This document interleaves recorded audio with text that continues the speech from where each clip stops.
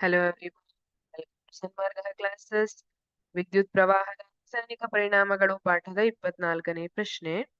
ಕುಡಿಯುವ ಸಮುದ್ರದ ನೀರನ್ನು ಪರೀಕ್ಷಕದ ಮೂಲಕ ಪರೀಕ್ಷಕದಲ್ಲಿರಿಸಿದ ಕಾಂತಸೂಜಿಯ ವಿಚಲನೆಯು ಸಮುದ್ರದ ನೀರಿನಲ್ಲಿ ಹೆಚ್ಚಾಗಿ ಕಂಡುಬರುವುದು.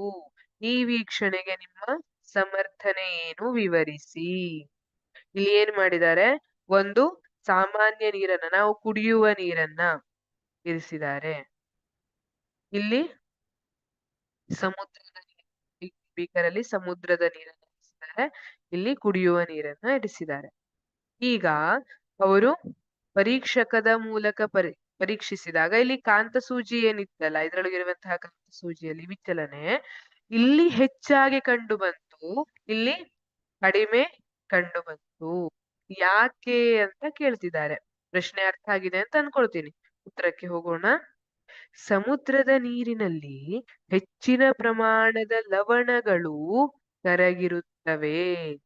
ಕುಡಿಯುವ ನೀರಿನಲ್ಲಿ ಕಡಿಮೆ ಪ್ರಮಾಣದಲ್ಲಿ ಲವಣಗಳು ಕರಗಿರುತ್ತವೆ. ಆದ್ದರಿಂದ ಪರೀಕ್ಷಕದಲ್ಲಿರಿಸಿದ ಕಾಂತಸೂಜಿಯ ವಿಚಲನೆಯು ಸಮುದ್ರದ ನೀರಿನಲ್ಲಿ ಹೆಚ್ಚಾಗಿ ಕಂಡು. ಇಲ್ಲಿ ಏನಾಗ್ತದೆ ನಿಮಗ್ ಗೊತ್ತಿದೆ, ಸಮುದ್ರದ ನೀರು ಕುಡಿದ್ರೆ ಏನಾಗ್ತದೆ? ನೀವು ಮನೆಯಲ್ಲಿ ಬಾವಿಯಿಂದ ತಗೊಂಡು ಕುಡ್ದಿದ್ ನೀರ್ ಆಗಿರ್ತದ ಟೇಸ್ಟು?